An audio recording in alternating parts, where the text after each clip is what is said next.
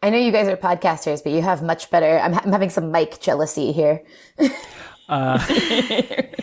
It's just a pop shield. No, we are very, very lucky, Nicole. Daniel dropped a bit of coin, at least certainly on mine, and it makes a world of difference. If anyone ever actually meets me in real life, Daniel can attest to this. I'm horrifically annoying sounding, but the microphone just, really? It's magical. Maybe it does something to you. Like you feel like you're an old-timey radio announcer, so you get that smooth radio voice. I try as hard as I can not to, because I know if I lean into that, it's going to be like, all right, cool cats, and welcome to Nighttime Radio. Smooth jazz, 96.7. This one goes out to all the lonely hearts out there.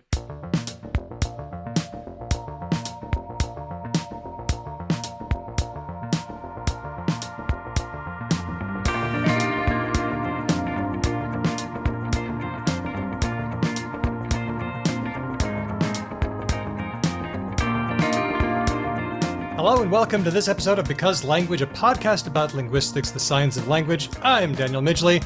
Let's meet the team. She's a linguist, gamer, and all-around good human, Hedvig Hurgard.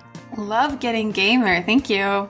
But that wasn't presumptuous, was it? No, I play games. There are many games to be played as well. That's the other thing. Yeah. Yes. Yeah. She's a pluralistic gamer. Her gaming house is wide. Yeah. Big tent. Big tent. I've been trying to get more into gamer culture by going into Paradox Interactive's forum, but they are a little bit of a cesspit, so I'm backing back out and just staying in my games. And he consumes truly alarming amounts of media, but it's all for science. It's Ben Ainsley. I feel really jealous that I didn't get gamer. I just want to put that out there. I want gamer too. Next time. Okay. Next time. That's fine. Let's just start on a really sort of like sour note. That's fine, Daniel. It's fine. Let's just move on. Oh, and he's a gamer. Yeah, thanks. No, you can't fix it now. It's too far. Thanks for being with me on this show, you two. Always a pleasure. Always fun. We have a very special guest co-host for this episode. It's Dr. Nicole Holliday of the University of Pennsylvania. Nicole, thanks for coming on the show for, I think, the third time?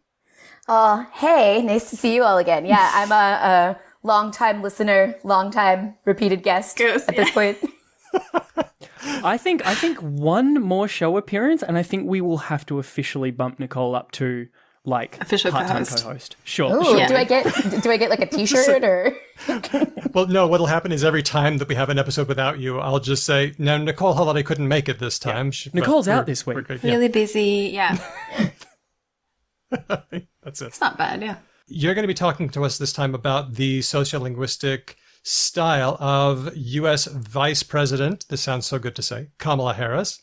And this has been an area of study for you. Yes. So I am generally interested in how people do their identity with language, in particular their racial identity. I work on African American English. My dissertation was about people with one black parent and one white parent and how they sort of manage having some kind of black or multiracial identity through their linguistic performance.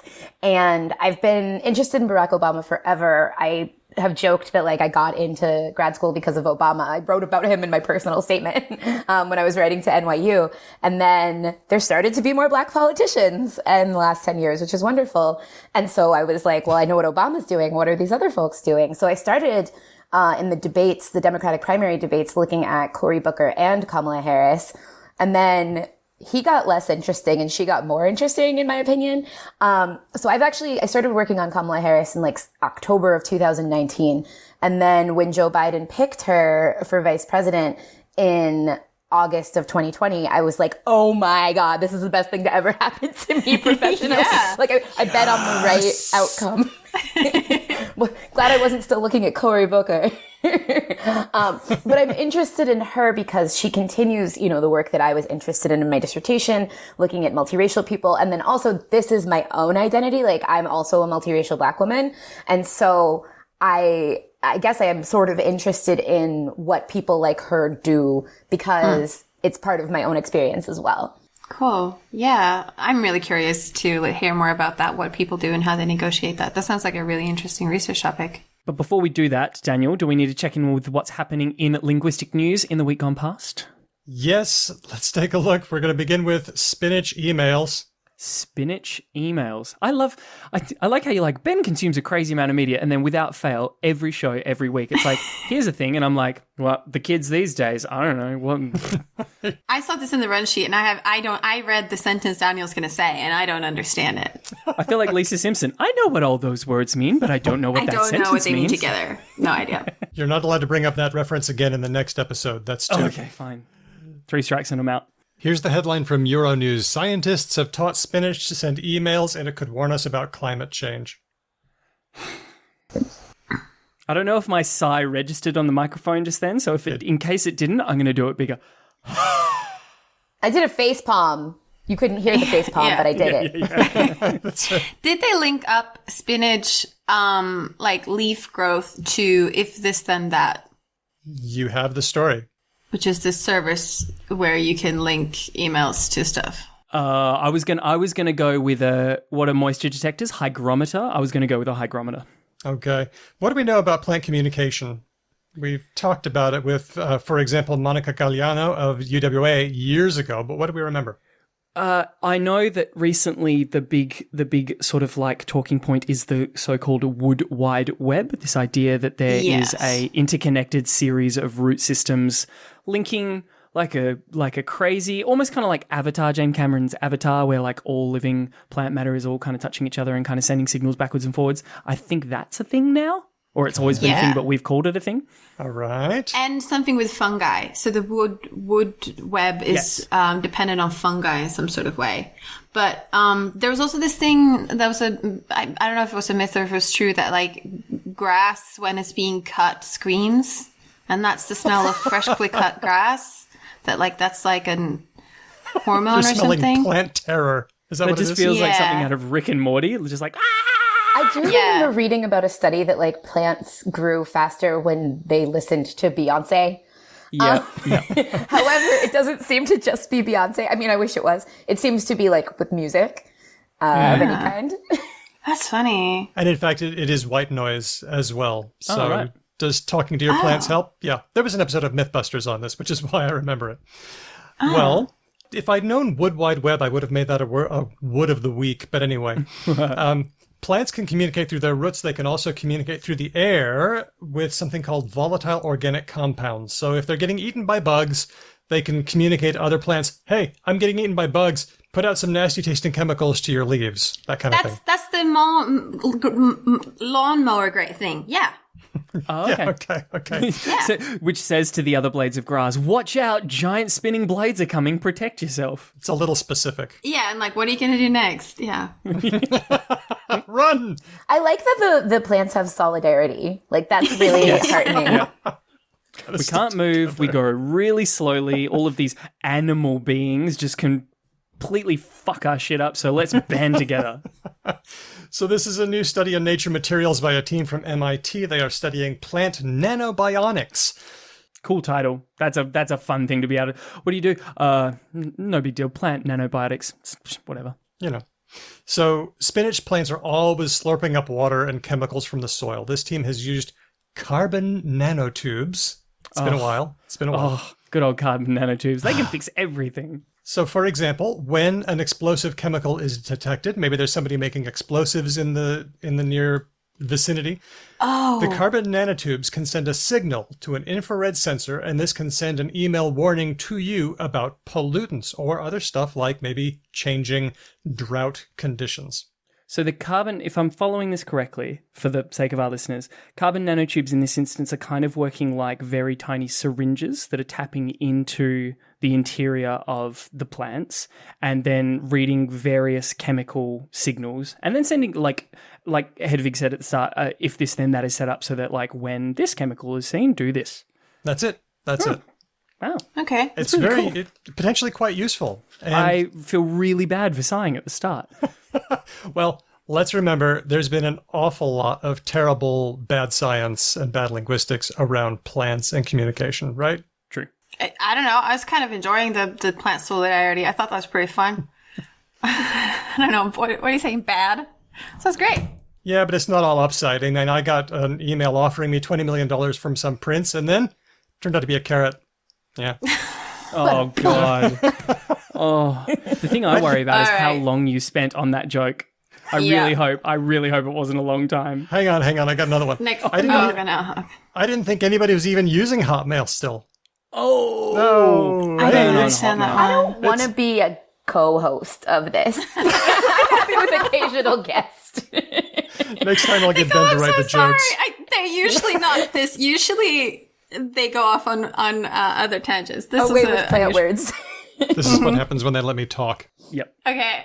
beyond the bare exposition. So, that is pretty cool. That's fun. That is fun. Useful. Let's move on. Let's move on. This one's about deaf children and hearing parents. Take a guess. What percentage of deaf children are born to hearing parents? Oh, we've talked about this before. It's quite a high percentage. I think it's something like only 10% of deaf children are born to deaf parents or something like that. So most of them are born to hearing parents. Mm-hmm. So Hedvig's gone with 90. I've gone with 85.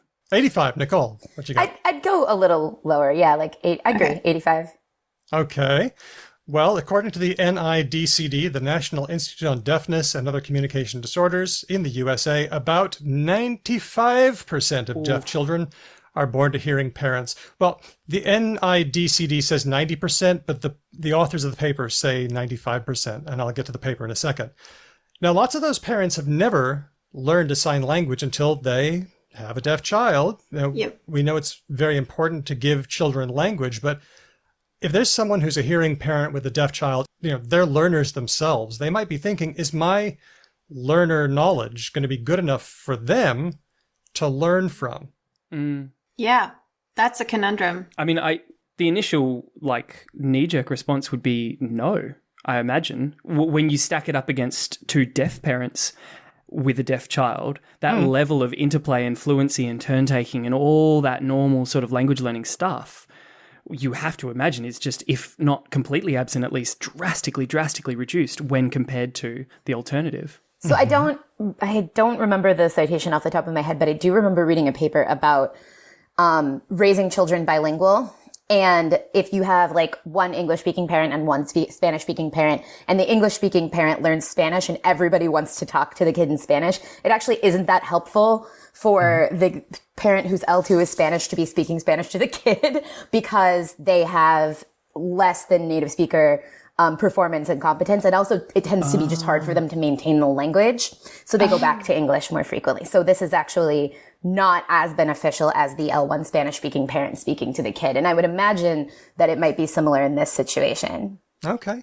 And then I seem to remember Aniek de Hooyer's study on trilingualism, where she found that if, for example, if you're in an English-speaking country, this was Dutch, but I'll say English, both parents don't speak English, but they do both speak the other two languages, then that was the best outcome. Oh, okay. Oh, right. Yeah.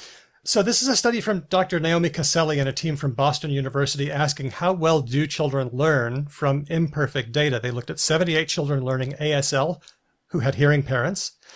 The kids were between 8 months old and 5.5 years old. And they compared those kids of hearing parents to deaf kids with deaf signing parents. And then they examined the vocabulary of both groups, and they found that the kids with hearing parents and the kids with deaf parents didn't show much difference at all. Interesting. Interesting. This is also not surprising, I think, because children are language machines. Right? So, if you think about how we think about acquisition in the community and some of the theories on Creole language emergence, this is totally reasonable. Even if children get imperfect input, they'll fix it. But I was wondering how the study worked with that, because if they got sort of imperfect input, they might have fixed it, but they might have made a new standard, like a home lect, right?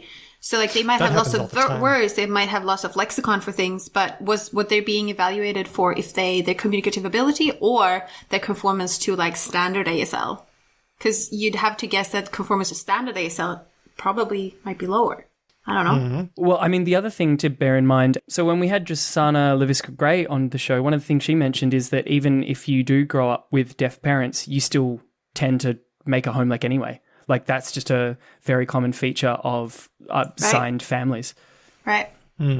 And also, I don't know, but like the things you say to children, the kind of interactions you have with children are different from the kind of interactions you have with adults. They tend to include less maybe unique signs anyway. At least they include less unique words for hearing families. So you could imagine that the learners, even if their capability at communicating with adult signers might not be as proficient, communicating with children maybe is easier. I don't know. This is a good point too, because the time, right? So like you are hearing and you have a deaf child. They are going through the process of language acquisition all the time, but you have time to become a more proficient signer before you have to like give them lectures on Shakespeare, right? So you've got a good like 10 years before you need to talk to your kid about Shakespeare. So you've got time, right? To get your proficiency to the level that you might want it to be. Yeah. That is a great point. There was one interesting thing about the study. The children who were hearing and the children who were deaf didn't have much difference in their vocabulary unless the children had been exposed to ASL after they were 6 months old. For those kids, they had a solid receptive vocabulary, but their expressive vocabulary was lower than their peers, than their deaf peers. That young. 6 months. That's madness.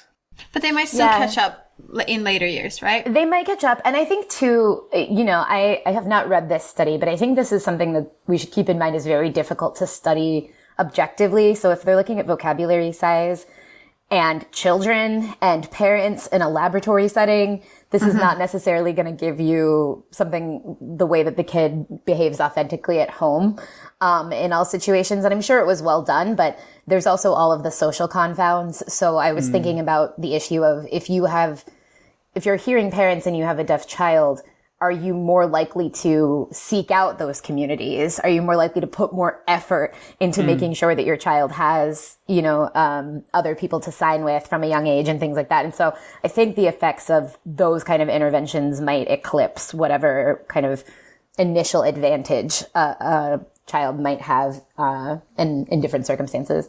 Yeah. Maybe we should do a more dedicated episode where we get some more people on and have some interpreters talk to some deaf folk as well. I would love that. The Drasana episode is one of the favorites that we've ever recorded for me, anyway.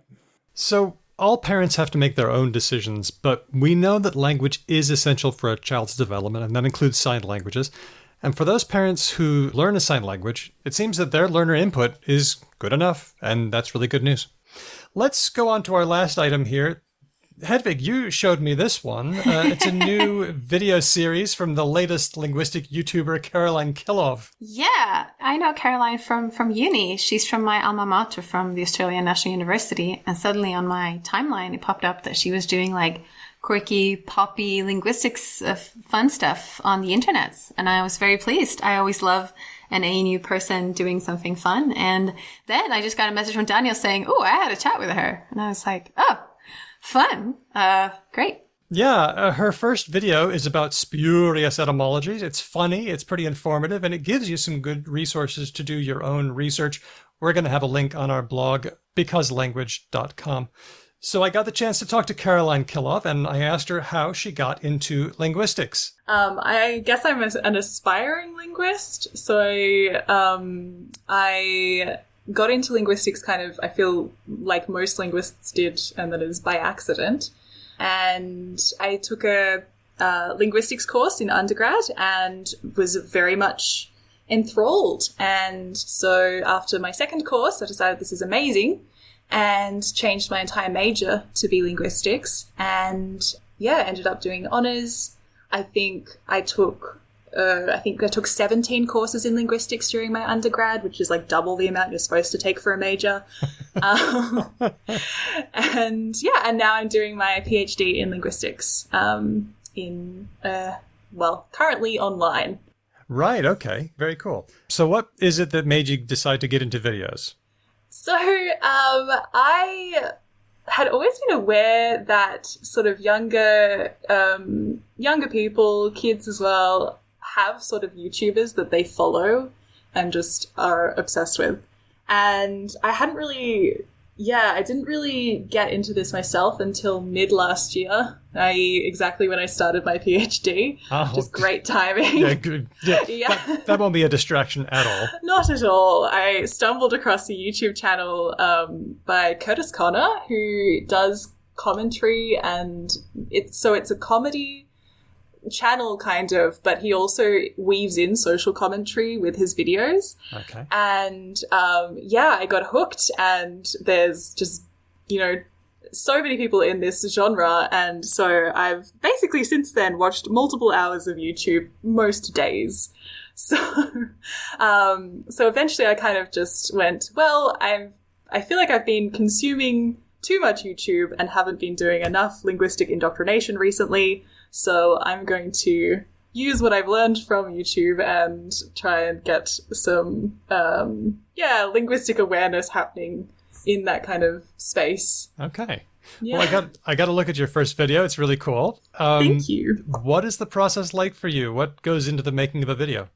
Well, I write down topics as I think of them. And then whatever topic I'm most obsessed with at that point, I've only done 2 of these so far, so it's a very new sort of process for me. Yeah. But I spend 2 weeks or so researching, and then it's a case of writing. I write about 80% of the script, and then I record, but it's like a fake recording because I'm not actually recording it to do the video. I'm recording it to practice the script. Wow. But something about having the camera on helps. And I find that when I do that, I come up with a lot more sort of jokes or better ways of saying things. And so then I work that all into the script again. And then I do another filming session, each of which takes like 45 minutes for like a 10-minute video. And yeah, that's how I end up with the video, and the recording itself is very much, it's very much me going, "Hi, my name's Caroline. Welcome." Oh no. Okay. Oh damn. Exactly. Yeah. So there's a lot of awkward pauses and just me staring blankly at the camera going, what was I supposed to say? And it's very painful to watch the unedited footage. Right. Okay. Sort of like listening to unedited audio of us, I think. Yeah. And then it all comes together in the edit. Yes, exactly. Oh, yes, that's the other thing. I have a wonderful, wonderful editor who just happens to be one of the best friends of my husband, and he is a professional at this stuff, and was just like, oh, I've always wanted to edit a YouTube channel, so let me do that for you. So extremely lucky on that respect, because he's, done an absolutely great job. Yeah, it's really smooth, and it's got a good feel. It's funny. It's laden with effects, and it sounds like you kind of have found your groove a little early.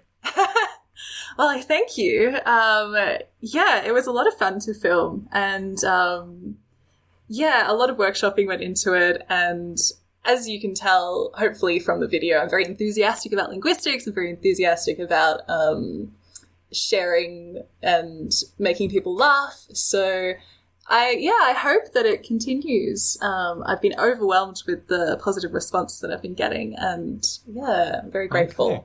Very cool. Well, tell me about your notebook. What ideas have you got ready to go? Okay, so next up is going to be looking at season 22 of America's Next Top Model. Oh gosh. Yeah, so the winner that season, Niall DeMarco, was also their first ever deaf contestant.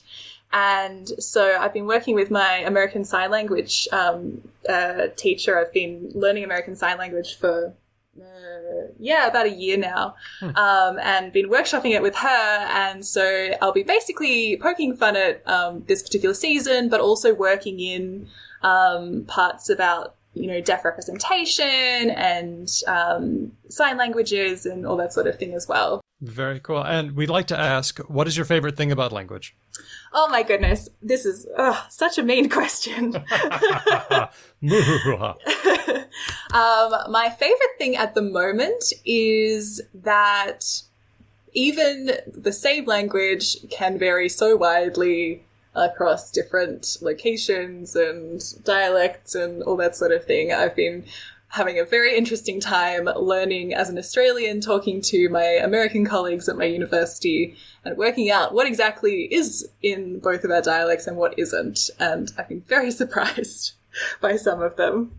Really? Like, what's a surprising thing? So across it? Are you across this term? Oh, yes, I am across this term, being Australian. Yeah. So none of...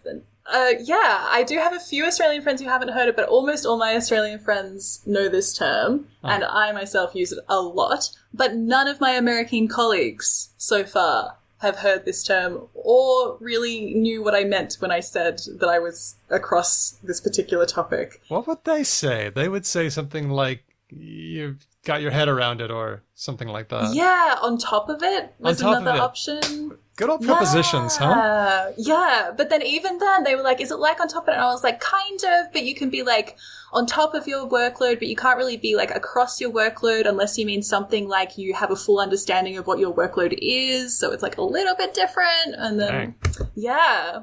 So yeah, a few surprises. Well, you got to tell them about amongst it as well. Oh, yeah. Oh, wow. Thank you. Yeah, okay. That's for next time. Caroline Kilov, thank you so much for coming on and having a chat today.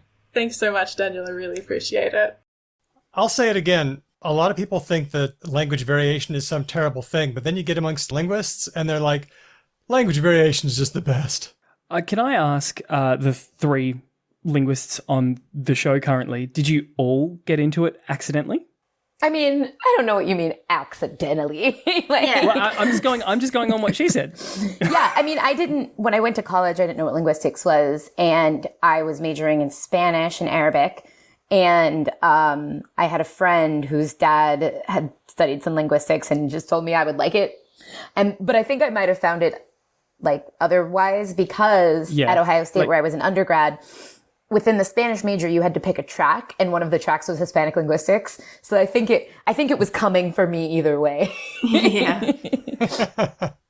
You got there.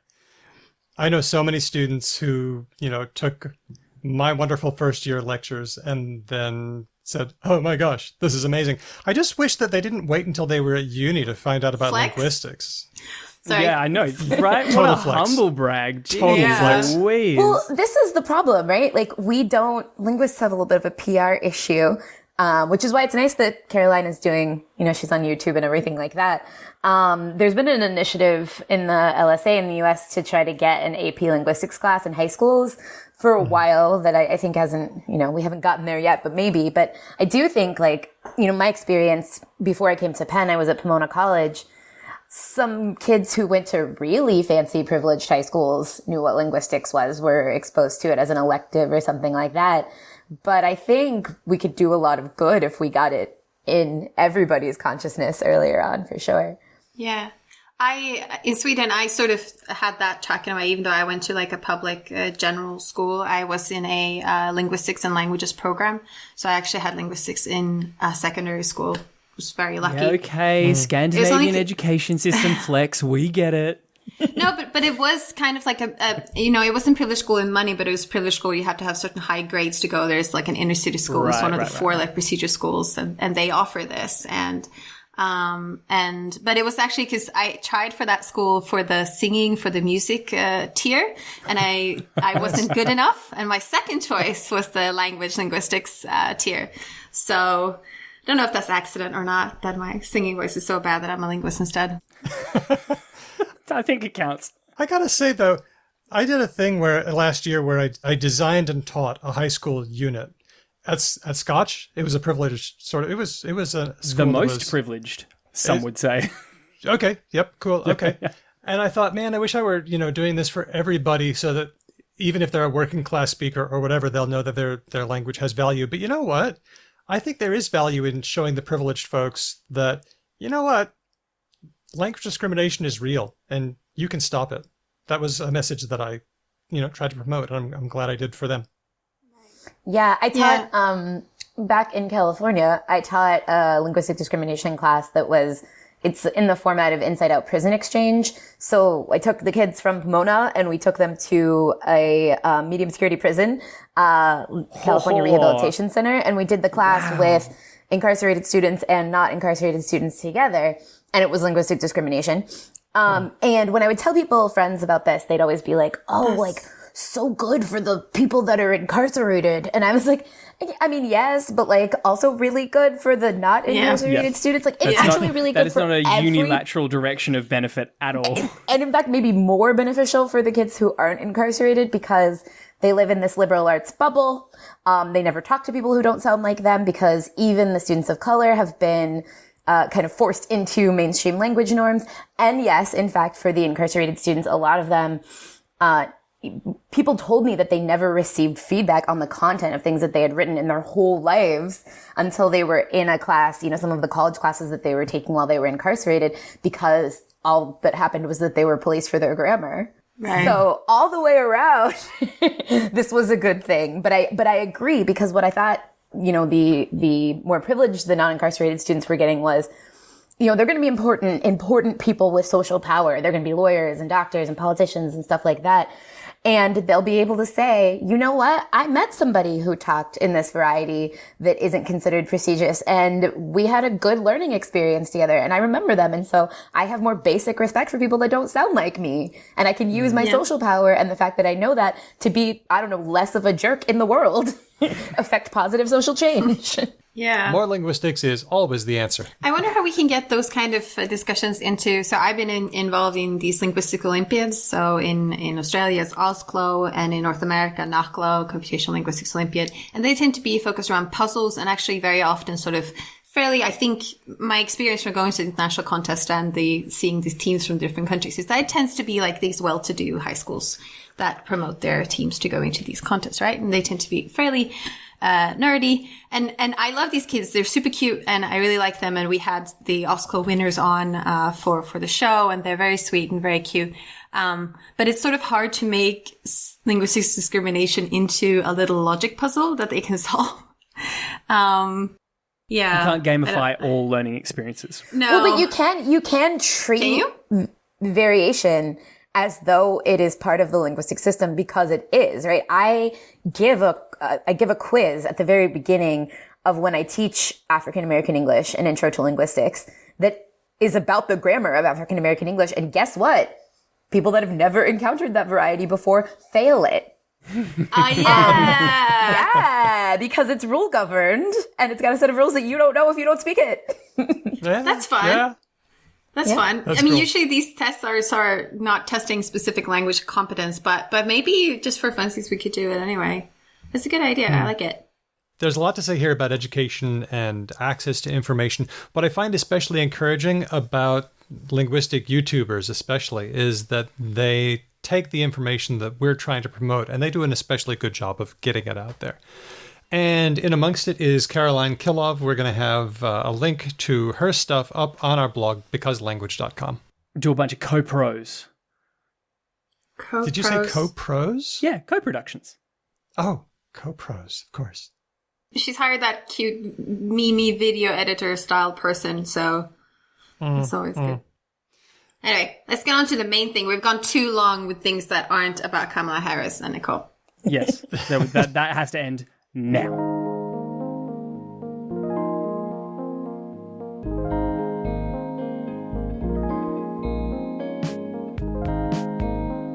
We're here with Dr. Nicole Holliday of the University of Pennsylvania. Thanks for hanging out with us. It's fun having you here.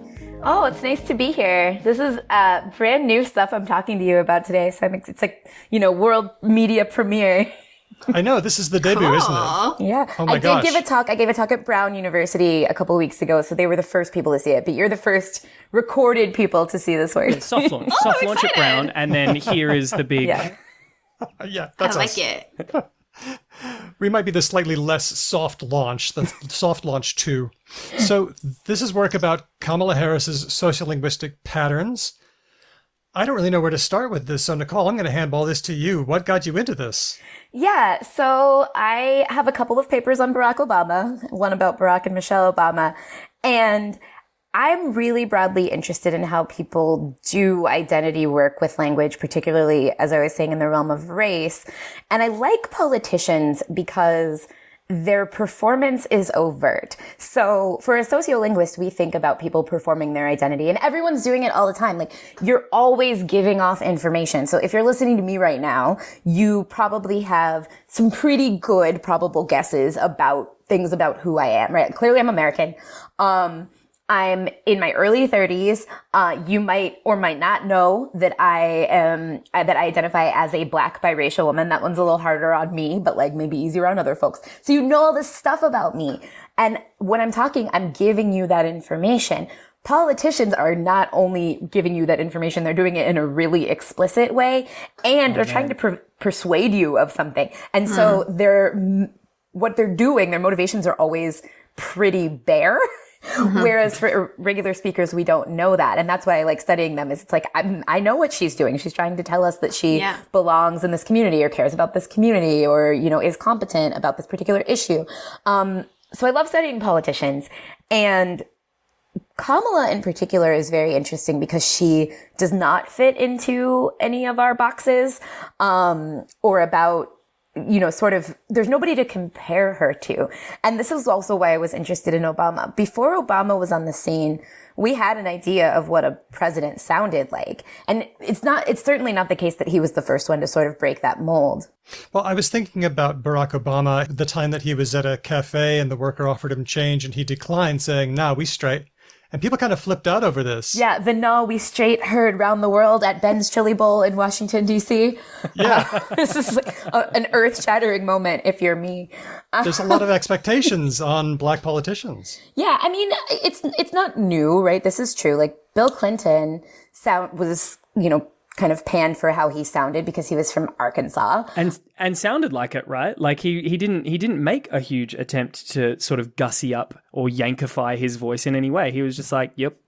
Yeah, Arkansas. of course it didn't hurt him because he was able to spin that piece of his identity. I mean, it hurt him with some people, right? But he was able to spin it to his advantage. This is exactly what I'm saying. Like, there's a lot of overt, you know, oh, I'm folksy. Or I'm this, or I'm that. Uncle Bill. Yeah, this thing with Obama and the "Nah, we straight" he got it from all sides about this, right? Because people were saying, he doesn't really talk like that. That's not authentic. He's not really Black. He doesn't really command African American English. This is some kind of performance. And other people were saying, oh my God, terrible grammar. Like, how could he possibly ever use a zero copula by, you know, clutching their pearls and whatever. But what these conversations miss is that everybody commands multiple styles, and particularly for people that have multiple identities, they command them in different places. I have pretty good evidence in the stuff that I've done that Barack Obama does command some, you know, personal variety of African American English. And I don't think that this is not something that's in his grammar. I think that we don't see it very often because we almost always see him interacting in very formal situations, not like getting change at a restaurant. Yeah. I can't help but feel that in that moment, and you can probably speak to this very articulately, Nicole, he probably goes, I said a thing and everyone says I did it wrong. This is a familiar feeling. Yeah, I don't know. Maybe he's over it at this point. But this might just be your everyday, you know, when you're a politician. But this is why I think they're interesting, is that, like, their speech is overtly self-conscious all the time. Yeah, 100%. It must make just the most interesting testing case for you, because you can just go, oh, great. Like, politician X is now heading to this completely other geographical region, and they're clearly going to change up what they do a little bit to, like, sort of speak to that community. Let's see what happens. Yeah. I was going to ask, I heard, and I don't know if this is true, and I'm sure all of you know much more about this than me, but I heard that George Bush Jr. was sort of hamming up some of his regional speech patterns a bit more in certain contexts to sound more folksy and more trusting and things like that. And he sounds, in those situations, my understanding was he sounded a bit more Southern. And that was a choice that was available to him to do in certain formal settings that I imagine is not maybe available for Kamala Harris or Barack Obama, to sort of be like, oh no, I'm going to talk more for American vernacular English to sound more authentic. That choice isn't really available in the same way because there's so many people who would react negatively to that. Whereas a lot of people think that a Southern, because, you know, rural white dialects of English are sort of like, are easier to be coded as sort of cute Yes. So the indexicality, right? The sort of imagined features that come along with different varieties is different. And it's also different for your audience. So George W. Bush was doing this whole like, I'm from Texas and therefore authentic thing. And it makes sense because he was running against Al Gore. Or sorry, is that right? Yes, correct. Yeah, that's right. Yeah. What year are we in? It's been a while. It's been a while. And Al Gore, people forget, is from Tennessee. And so actually did have, had kind of a claim to this in a, maybe even more than George W. Bush.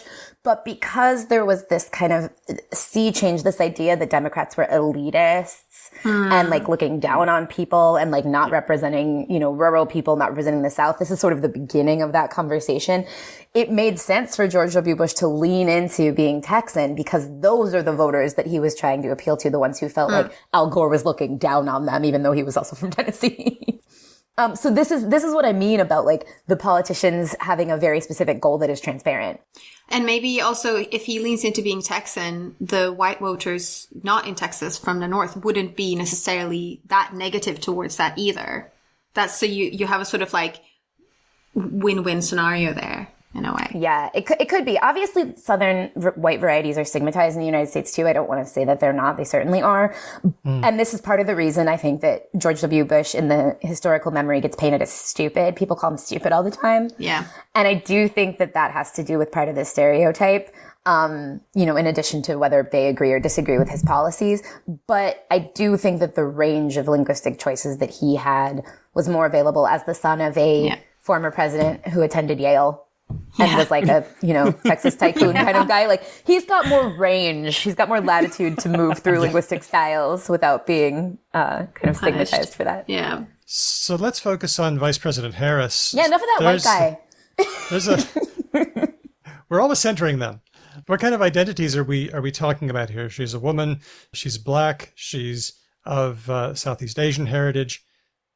There's a bundle of things to look at here. Yeah, so it's hard because you can't ever really disentangle things, right? She's also very Californian. She's also in her mid-50s. She's also, part of the Democratic Party in this particular way. So she's got to do all of these things at once, which is really complicated because sometimes these things are seen as kind of in opposition.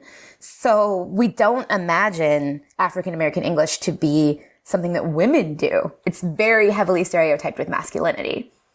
Which is why it's available as a resource for young white men to sound quote unquote cool.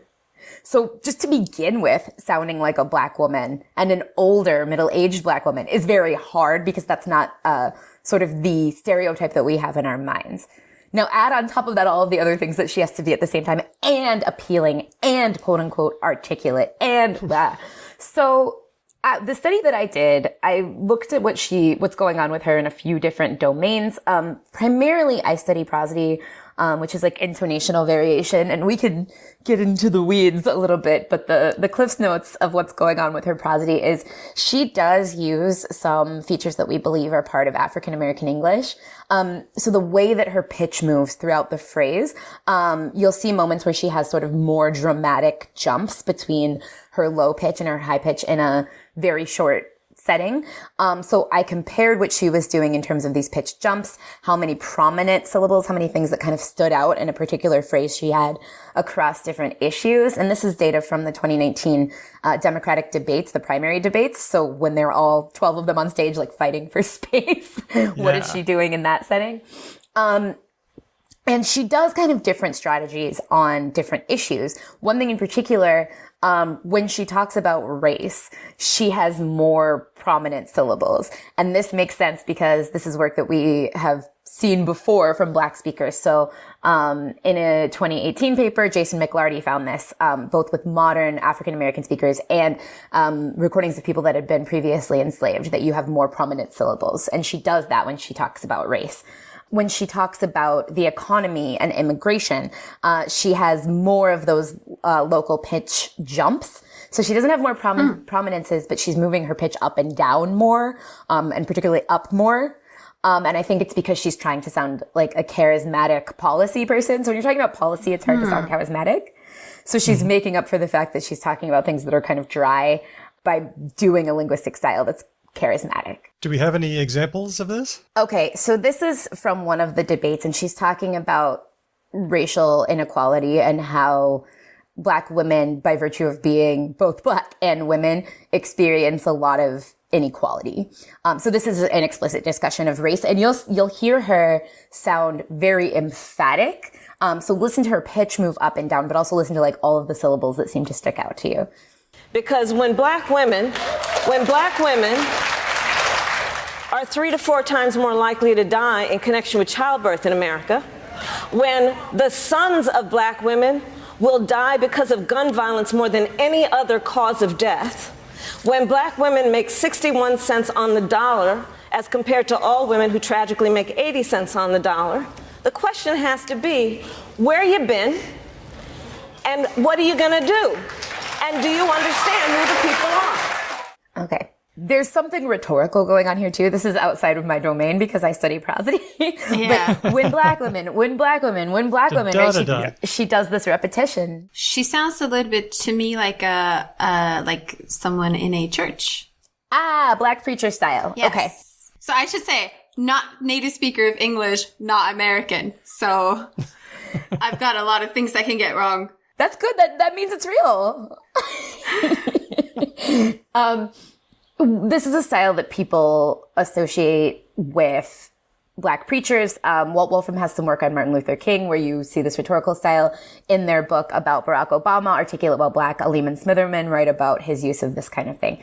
But it's a little bit hard to capture, what's going on with the prosody, with the intonation, just from hearing short clips. But hopefully you get a flavor of sort of how she sounds when she talks about these issues that she's kind of more personally invested in. Mm-hmm. It's interesting because I'm describing this as like, oh, it sounds emphatic. It sounds emphatic because if it was a white speaker, that's what they would be doing. They would be doing emphasis. So we are sort of biased by our own ears. There is a particular pitch accent that is characterized, it's a thing that happens on prominent syllables, characterized by a fall and then kind of a dramatic rise in pitch. And this is something available to white speakers in America, most white speakers in America. But you only see it when they're doing some kind of correction. So if I were to say like, today is Monday, you might say, no, today's Sunday. Right? She does that all over the place when she's not correcting something or being particularly emphatic because it's part of her style. This is a feature of African American English to have these pitch jumps in places that don't necessarily have the meaning of emphasis or contrast. Okay, cool. And then that's kind of dangerous because white people might listen and say, whoa, is she correcting me? Yeah, or like, why is this person speaking with so much energy? Or like, it gets read in weird ways. I think it gets read as hostility. So like, why are you doing so much drama with your pitch? And so if you start in a place, if you start in wow, this is a society with racism, and then you project onto Black voices, this person is being like, I don't know, aggressive in their speech. Provocative or like... I was thinking angry. Angry. Oh, angry Black woman, right? Yeah. We have a ready-made stereotype for her. She's really doing a tricky task here because she's got to signal her identity to Black voters in a way that doesn't put off white voters. That is hard.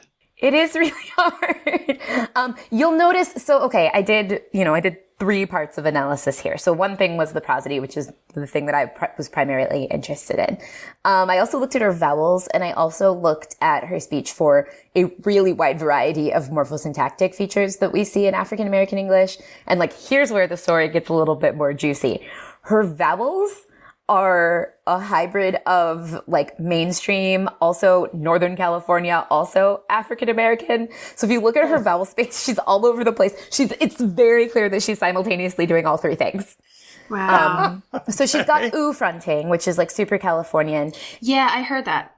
It's all over the United States now. But for someone of her age, for her ooh to be that fronted would be weird unless she was Californian. Which she is. Okay. In terms of the features that are more, African-American-like, she has butt raising and a bet overlap. So the is kind of occupying the same base, and these are features that we see with African American speakers too, sort of super regionally in some cases. Okay. I thought I picked up on some of the Californian stuff in the clip we just heard. Yeah, I think it's definitely remember, and little bit nasal as well. Some of the vowels. I have questions about her nasalization, but that's another study. Okay. If she is doing some nasalization in unusual places, this is probably not Californian or African American. It's probably authoritative female style. Oh. That's my guess about that. Yeah. And then, okay, so looking at what she does with the morphosyntactic variables, she does basically never uses any of the highly stereotyped features of African American English in the United States. And of course, like, there's regional variation, and I'm really like collapsing this stuff down, but like, she doesn't do zero past tense marking. She doesn't use ain't very much. She doesn't use perfective done. She doesn't use negative concord. She doesn't use third singular S absence. Like, the whole battery of features that we've seen documented as characteristic of African American English, she avoids like the plague. Because of course she does, right? One, this is a formal setting. So let's say she commands every single feature I just listed. She's not going to use it here in a debate where she's standing between Bernie and Biden. Like, are you kidding me? Yeah. It's just not. And maybe she does, in more informal situations. I haven't looked at everything she's ever said, but maybe someday. But she does still have to sound relatable and sufficiently Black and sufficiently young and etc. So what you see her do, and I have the debate speech from 5 different debates that happened in the end of 2019. She has 7 moments where she does something that's kind of like non-standard morphosyntax. And what these things look like is she says, dude gotta go. So we have the clip that's dude gotta go. Okay, let's hear that. Oh yeah, let's listen to that. Do gotta go. Oh, she does her vowels differently there as well. She does both, yeah. That sounded, I don't know. California plus African American. It sounded, yeah, really. I think we're all hedging around here. It sounded like something from The Wire, straight up. Like, it just sounded very, very African American English to me. Yeah, me too. If you never heard Kamala Harris in your life and you heard that, I bet you that you'd be like, that speaker's Black. Yeah. 100%. In isolation. From the first one, content aside, you might not have really gotten that. What I do see her doing is this kind of auxiliary deletion thing that isn't quite zero copula, but is attested. I've talked to a lot of people that study African American English about this. So, Mary Cohn and Rachel Weissler, both, consulted with me, and Charlie Farrington. And I was like, is this a thing? Cause it's like, sounds Black to me, but we don't have any literature on it. Yeah. So she's not using zero copula. She's not saying, dude out of control. Right. Getting rid of the is. Yeah. Yeah. There's no is, but the sort of mainstream equivalent of dude gotta go would be dude has got to go, right? Yeah. So we've got this like part of the verb elided here. This part of the auxiliary is not there. Yeah. This is so interesting to me because she does it several times in the debates. It's kind of the only non-standard morphosyntactic thing that she does. I think this goes back to Arthur Spears in 1988 said that there was a standard African American English used by middle-class African Americans, and that it was characterized by having prosodic features of AAE and some morphosyntactic features that he called camouflaged. So these are things that let you say to your audience, I'm Black, without your audience going, zero copula. Yeah. Right. It's like zero copula adjacent. Not picking one of the obvious, well-known ones. Slipping under the radar a little bit for some people, maybe. Yes. And she does it a lot, kind of. I mean, like in these particular moments, but like it happens, in this pattern. I went back and listened to it a second time while you guys were talking, just to make sure, because my memory said she said, dudes gotta go, right? And I was like, because if there's the invisible HA just eclipsed by a sky comma there, then it's not a thing. But she very clearly goes out of her way to make sure there is no S anywhere there. Oh, I looked at the spectrogram. I was like, is there any high frequency noise? We make sure there's no fricative here. There's no fricative. Not at all. No. Yeah. And that's why I think this particular feature is available to be a camouflage form is if you want to, as the listener, you can just be like, oh, there was an S there. Yeah. Yeah. My brain It's like gray 100% inserted one that did not exist. My memory just manufactured that S out of nowhere. And in fact, if anybody called her on it, she could be like, no, there was an S there. Yeah. Yeah. And then Nicole Holliday in the background is like, I got the spectrogram! You're lying. I got receipts. This phrase, though, this dude's gotta go, she says it. I found these GIFs of her saying it multiple times on the campaign trail. So it becomes like one of her calling cards. Like it becomes like a catchphrase that she says all the time. Which you have to imagine was 100% deliberate, right? It's very memey. Like she sat down with her speechwriters and go, I'm going to make this little rhetoric unit and it's going to do a thing. She might not have sort of linguistically analyzed it to this point, but the repetition was 100% deliberate. Right. I wonder if it just came out in the debate and then it got talked about a lot the next day. Like, oh, remember when Kamala said, dude, gotta go. And she was like, this is my thing now. Okay, we got it. I know how I'm going to refer to Trump. Dude, gotta go. Yeah. So, Nicole, I wanted to know, how do you think people, because I think it's very interesting, this idea that there are like gray area morphosyntactic things she can use that can like signal to some people and there's some people can sort of slip under the radar. Do you think this is like a conscious, like how would a person like Kamala Harris go about finding out how to construct her linguistic identity in this way? Do you think it's a deliberate effort or do you think it sort of comes naturally from having been in this context for so long? I think that she, like everyone else, talks like their community, mostly. Middle-class Black people sound like this. The problem is that most listeners don't have a lot of input from middle-class Black people. Mm-hmm. Right? We don't see representations of that. I'm thinking about like in the early 90s, there was an explosion of like Black sitcoms. So, these shows like Family Matters and like A Different World and all of these things like that. And they were so meaningful. And there's a lot of, media studies literature on this because people were like, oh, we're seeing Black folks on TV who are doctors and lawyers and not criminals. Right.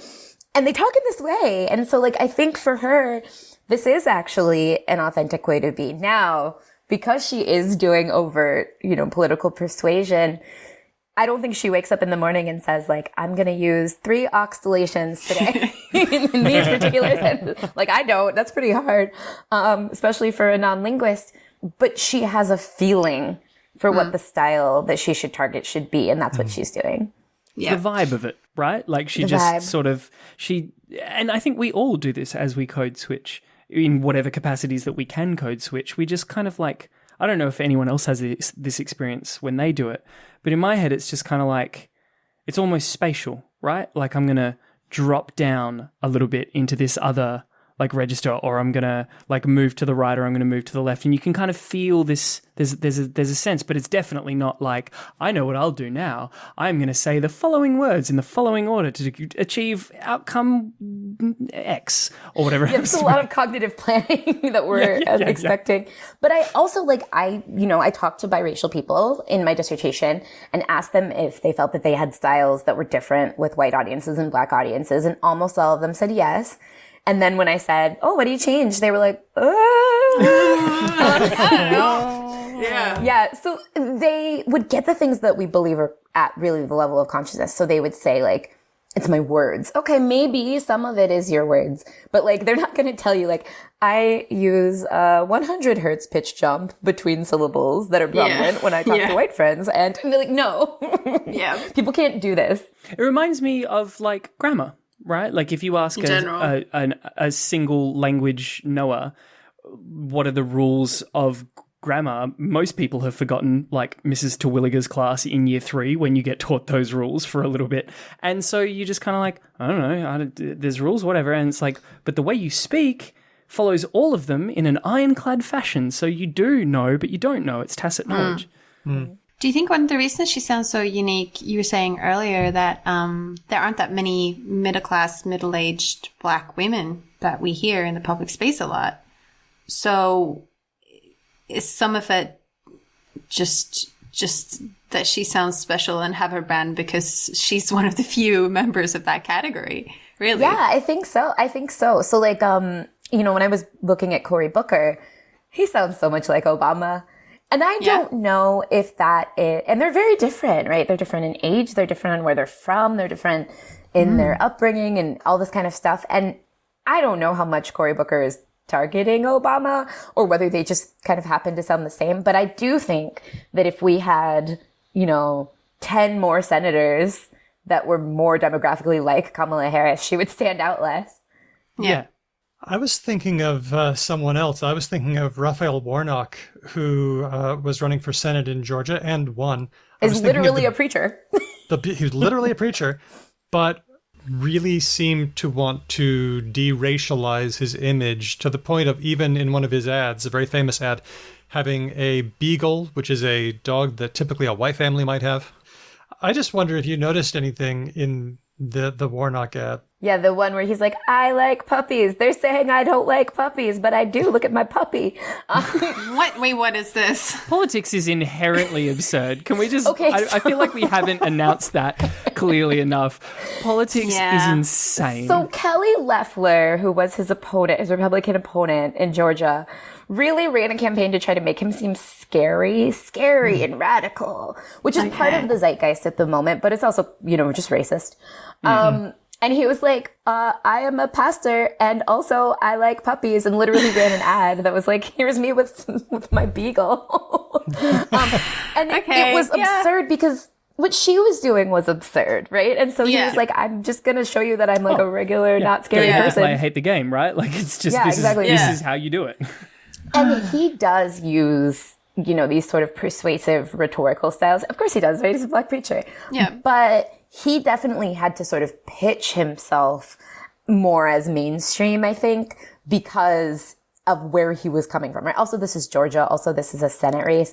Kamala Harris had been in California, which is a very different place to be a politician because she doesn't have necessarily a primarily black constituency the way that you would in the state of Georgia, especially if you were a preacher. It doesn't really make sense to paint her as some kind of black radical when she was literally the Attorney General of the state of California. Yeah. So that's not what she's responding to. Right. She is responding to being not likable, or ideas that she's phony, or ideas that she's, not really black or not really Indian. And so the way she kind of manages that linguistically is going to be different. And we haven't talked at all. I mean, I gloss over this a lot about the fact that she's Indian American. Well, I was actually just about to ask that. We haven't mentioned any linguistic hallmarks of like a South Asian heritage at all. Do they exist? Have you come across it? Kamala is a South Asian name, right? Yes, her mother is, her parents are both immigrants. Her mother immigrated from India. Her father immigrated from Jamaica. And she grew up mostly in Oakland, so, in a mixed but also black community. I did get the question of, whether she really did command African-American English, given, where and how she grew up, and the fact that neither of her parents do, because her father is an immigrant from Jamaica, I mean, to the best of our knowledge. And my answer to that question is she went to a historically black college and pledged a black sorority.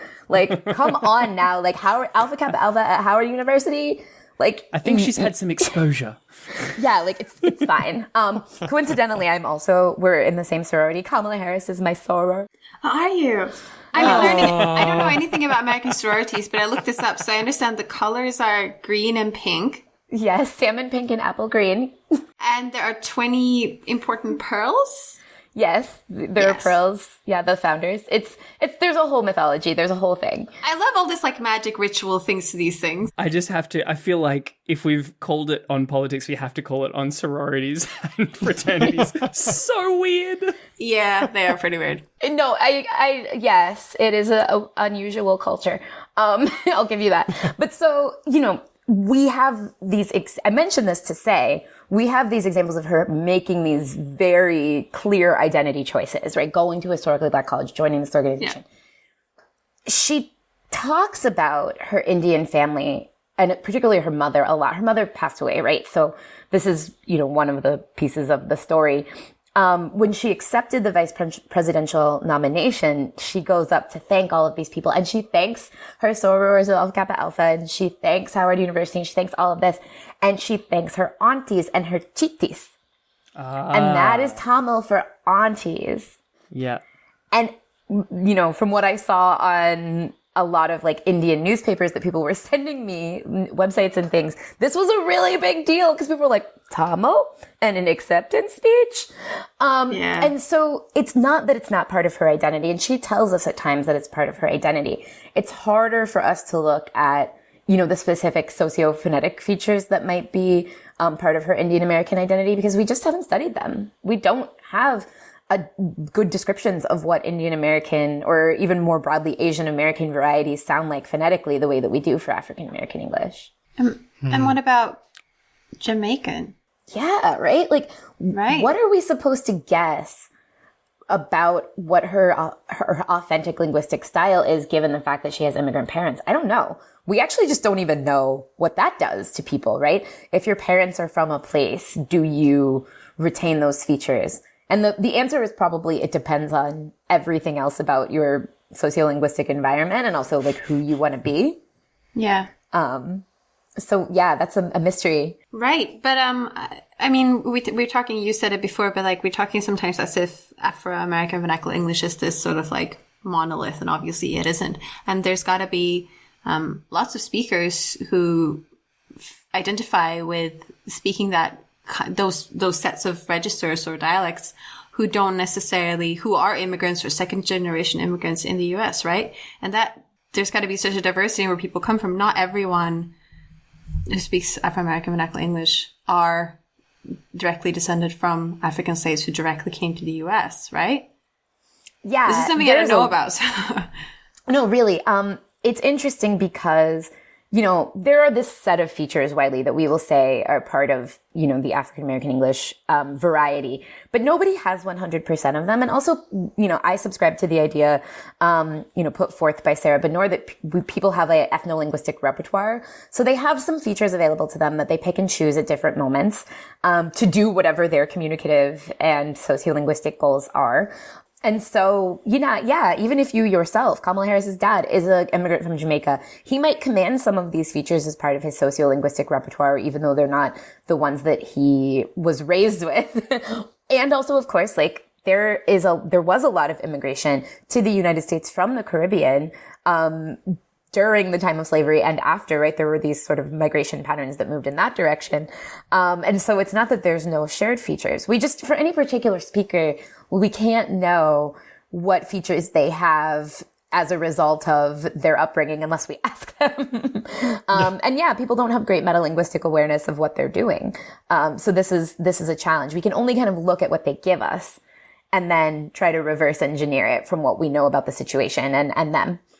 What you've done here is a fascinating look at untangling the multiple identities of Kamala Harris and how they are performed to not only show the various parts of her identity, but also her own unique self. So, Dr. Nicole Holliday, thank you so much for telling us all about this work and debuting it here. Thank you so much. Yeah, it's been a really fun project. It's been long, but it's been fun. You bet on the right horse, didn't you? I really did. Yes. Good job. This question comes from River on our Discord channel. River says, I just finished my unit on sociolinguistics last semester and absolutely loved it. One focus of our study was how the style and specific language someone uses is deeply connected to a sense of self-identity and a connection to others. But is this link just as strong when it's talking about the type of language that is used by others to talk about someone? I think the best example would be preferred pronouns and misgendering, but there are, of course, more. Has there been research or insights between a person's self-identity and the language used by others who talk about said person? I don't think that linguistics is the right place to look for an answer to this question. I think that you might want to look at psychology. So, and the reason I say that is that we don't really know what's going on in speakers' heads. And I'm just thinking about Kamala, and I know that you guys talked to Kelly Wright before, about, and mentioned how her name was being mispronounced. So people were calling her Kamala, but her name is Kamala. Yeah. And whether this was intentional disrespect and things like that. So like, to put it to the way that the listener has framed the question, what effect does it have on VP Harris if people call her, I can't even say her name wrong, if people call her Kamala? What does that do to her? I mean, I don't know, right? Like, we would have to ask about the psychological damage, but what does it do to her sociolinguistically? Nothing, right? She is the one with the agency. The speaker is the one with the agency. When people mispronounce her name, that tells us about them as the speaker. It doesn't tell us anything about her. It tells us about the pundit who refuses to get her name right. Right. And this is why we can talk about it as disrespectful. But I don't think it really, maybe it does some psychological damage to call somebody the wrong name, but it doesn't necessarily influence their sociolinguistic behavior. That's my guess. Okay, thank you. And finally, last week we talked about the pronunciation of Herbert Paul Grice. It is Grice for you, is it not? What?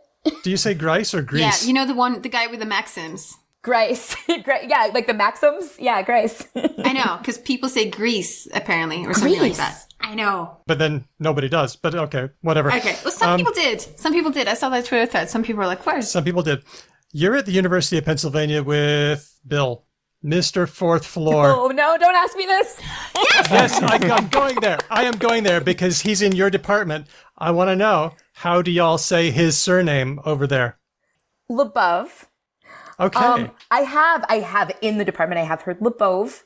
Mm-hmm. In the department. But it seems that the dominant pronunciation is Lebov. Fortunately now, because I'm at Penn, I can call him Bill. Nice. Daniel's thirst remains unquenched. No, I feel slaked. I do. What?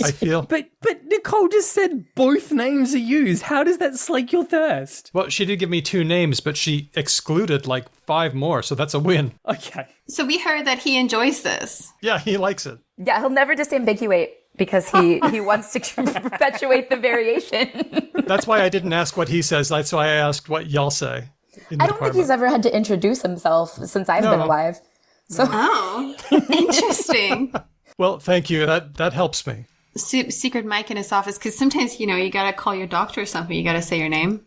Oh, That sounds very evil. I'm not going to do that. No, this is never going to clear ethics. we're not recommending surreptitious recording of sociolinguistic legends. I 100% believe, based purely on what you people have told me, because I have no idea who this human is, that this person is the kind of person who is metagaming this to the point where the same doctor, he will announce himself differently on different calls. Possibly. It's part of the use of it's part of his linguistic repertoire. Let him do it. Variation is normal. Yep.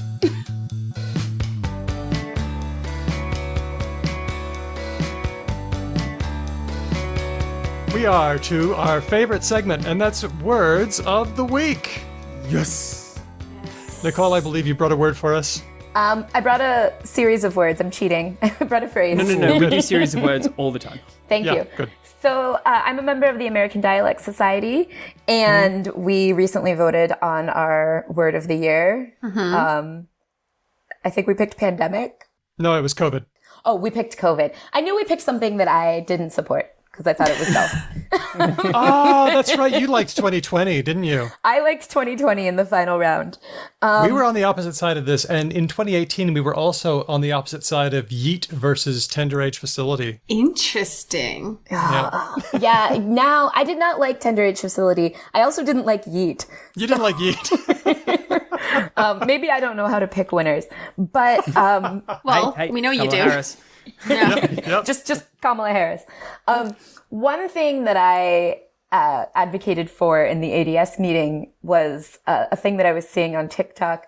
Girls, gays, and theys. Yes. Yep. That's, y'all. So good. Someone should write a dissertation. There is a lot going on there. And also just So wonderful. the way that girls can be used. Yeah, I think Nicole's making the eyes for a reason that we might be thinking of the same thing. Because, like, for example, I hang out on YouTube a lot, and there's, like, a gay man who does commentary about fashion. And he says often, like, the girls are hanging out, which is like boobs. Fine. I get that. Breasts are girls. Fine. But then sometimes he's like, oh, the girls are all talking about this and this. But it's a mix. It's fashion designers and fashionistas. And some of them are men and some of them are women. But it's the girls. is as if Yeah. you're at high school. It's like the girls are doing X. The Do you know what I mean? community. Yeah. I guess I don't know if it's deliberate or not, but is that an attempt to normalize that instead of like, hey guys, to a mixed gendered unknown I don't think it's audience? that because it actually happens in domains that are considered traditionally feminine. So like, we're talking about fashion and whatever here. We could talk about guys for a long time. You got to bring me back and I'll tell you what I think about guys. Because it is my default second person plural pronoun and that is Mine as well, a challenge. yeah. I like girls, gays, and theys because it's very explicitly mentioning its audience. And you can, as the listener, decide whether it's for you or not. Right? So like, it's not just like here gendered term of address. It's not ladies, which can be interesting. It's y'all, and y'all. And these are big tent categories. So it's for you if you want to put yourself in one of these categories. And if you don't, it's not for you. So it actually gives the listener a lot of agency. Okay. Thank you. That's awesome. that. That's a good throwback. Here's another one. Acoustic fog. So animals that live in the sea have to use sound to find food and navigate and find mates and to warn each other about attacks. But we, as humans, make a lot of noise with boats and sonar and even detonations. And it's making the oceans intolerably noisy for our moist friends. So this is from an article. Sorry, Ben, was that an involuntary reaction to moist? It's not even a word I normally dislike. I think your emphasis on the word is what really rubbed my back the wrong way. If you'd just been like, our moist friends, I'd be like, yeah, cool. But you're like, our moist friends. This thing about everyone hating on moist, it's even gotten into Swedish. People now hate the Swedish word for moist. And I'm like, you're just copying stupid Anglo people. Moist is a fine word. What is the Swedish great. word for moist? Fuktig. Yeah. People are just like, oh, it's so disgusting. No, what? This is just a meme you've borrowed from Anglos. all words are abstract, you biscuits. Like, it doesn't mean anything. It's all nonsense. Yeah, it's fine. It's fine. It's fine. Okay. This is from an article by Damien Carrington, the environment editor at The Guardian. Professor Steve Simpson at the University of Exeter in England described this noise pollution as an acoustic fog in the ocean. Here's just a clip. That's good. Sounds like a really bad early Boards of Canada song. Wow. Yeah. What a helpful reference, Daniel. Thank you. It's the most accurate I could do, but the most accessible. I heard that during the pandemic and during lockdowns, this has done wonderful things for acoustic fog. Yeah. I heard That about it's this as gotten well. like a lot better. Yeah. Nature's healing. It's probably, I heard it on one of those podcasts that Ben and I both listened to, but I can't remember which one it is. That would have been Reply All. I Radio think. Lab or Reply All. Yeah, that's what I was guessing. Yeah. Anyway, We'll find it. cut There that are a out. couple of things we can do. We can modify propeller design for some vessels. We can use quiet electric motors, or we could just go a little bit slower. There was one other word to come out of this story, and that was cacophony, which appeared in the headline, and I love that word. I do love cacophony as a word. Break it down. Is anyone aware of the etymology? I'm wondering if caucus, similar to caucus. No? What was yours, Hedvig? Something to do with chickens? No. Good guess. Nicole? I have no idea, but to me, cacophony is a little onomatopoetic. Okay. Well, the phone part is sound, and the caca is poop. Oh. Poopy sound. Really? Seriously, kakos is Greek, which means bad and evil, but that goes back to Proto-Indo-European kaka, to poop. So, it's poopy sound. Funny. Yeah. Wait a minute. Wow. Do you mean to tell me that caca, the expression for poop that a lot of sort of parents in different parts of the world use, has been going solidly since Proto-Indo-European? I cannot make that claim. It might have come back around because of Greek. But It's just a casual 8,000 years of continual usage. No worries. It's super old. And it finds itself in cacophony, which I think is great. Or maybe we're missing something I can't pronounce that word either. Onomatopoetic. Yeah.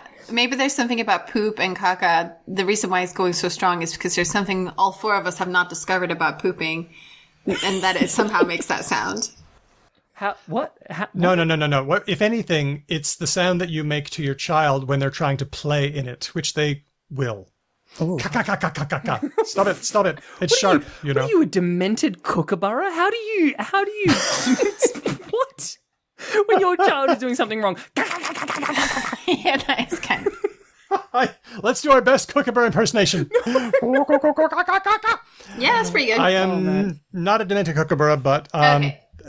I wouldn't, if somebody came upon that, okay, I'm giving up on that hypothesis. Okay, fair enough. Good. I'm moving Solid. on to our last one, and that is, I've been noticing words that pertain to this new world of work that we're finding ourselves in now that vaccines are slowly being rolled out, and we're having to contemplate a future where we no longer work solely from home, but instead maybe do a bit of at-home work and a bit of in-the-office work. So what would you call that mixture? Okay, the mixture of home and work.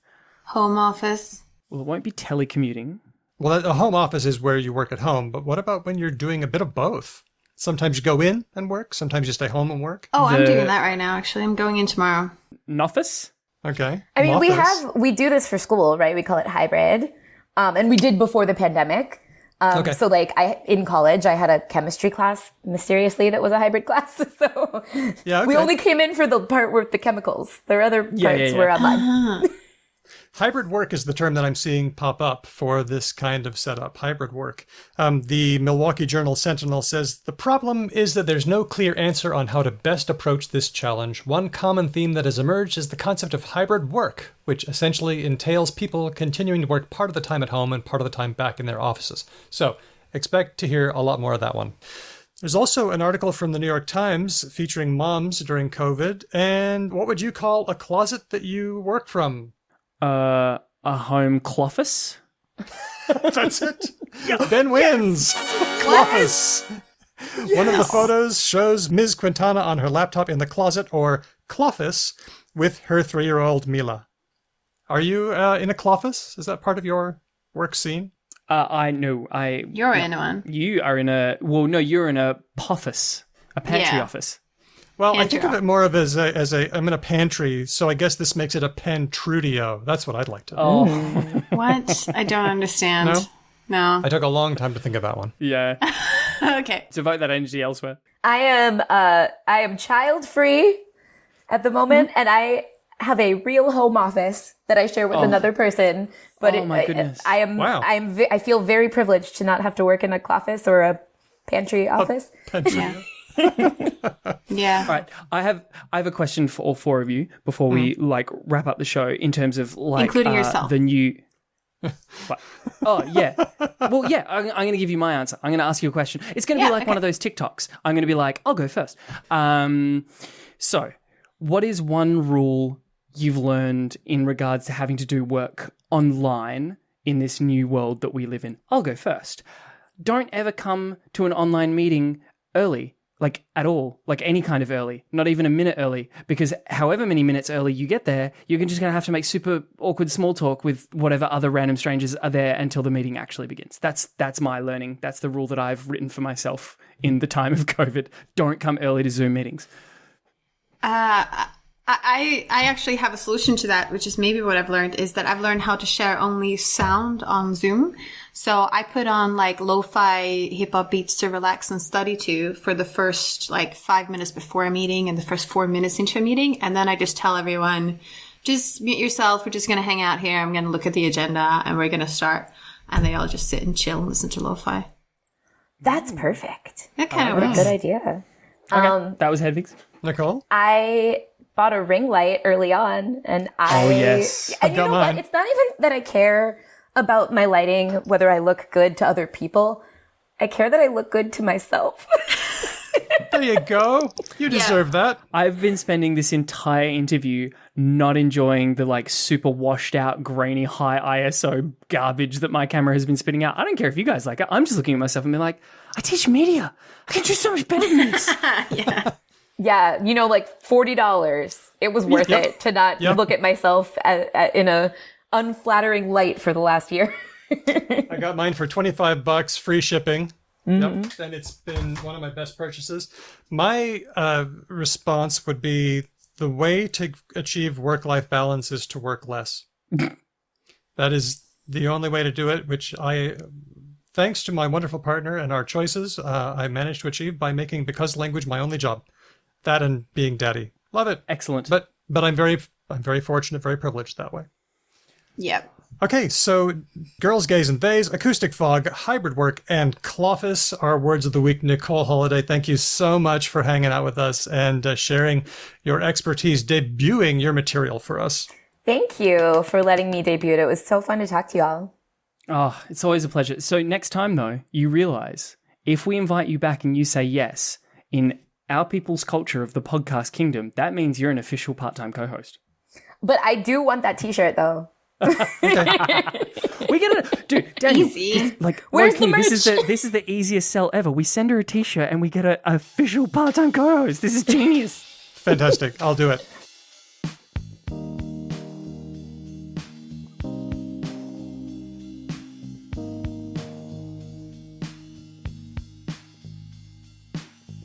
And that was our show for today. If you have a question or a comment about what you just heard, or you just want to say hi or get in touch with us for some other reason, God knows why, you can find us on all the popular social media platforms. We are on Facebook, Twitter, Instagram, Mastodon, Patreon, and even TikTok. And we are Because Lang Pod on all of those places. Same one everywhere. It's great. You can also send us an old-fashioned email if you'd like. You send that to hello@becauselanguage.com. And if you like the show, be sure to tell a friend about us or leave us a review. We're still hoping to get reviews from non-students of Mr. Ainsley.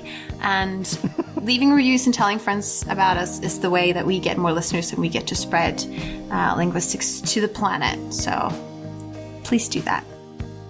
Also, advertisements?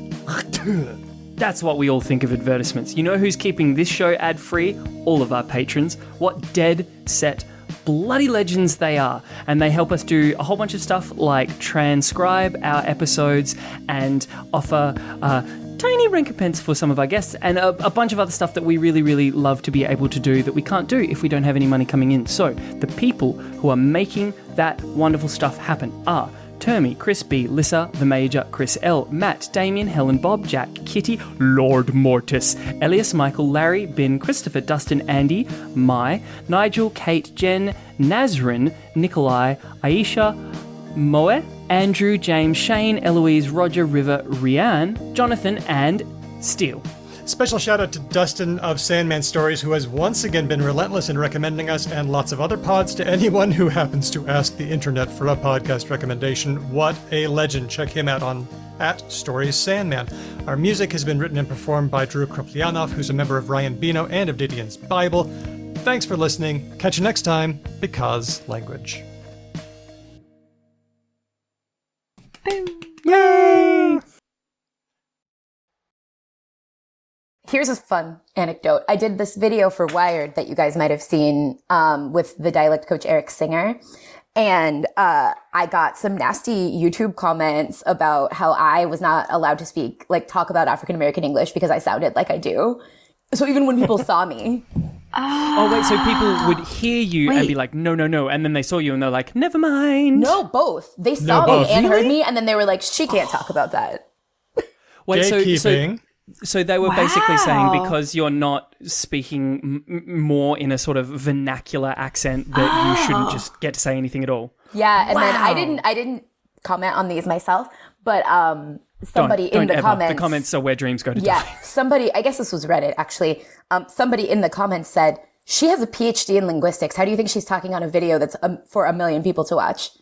Like clearly that's not the right style for me to be using in this video as when I show up as my expert. So even though I command African-American English, no African-American English speaker would use AAE in that situation, which is true. Yeah. Right. And also you get to speak however you want because you're you, and that's a choice that you get to make. Hey, I trust you to make your own sociolinguistic choices. Imagine that. Hey, your repertoire.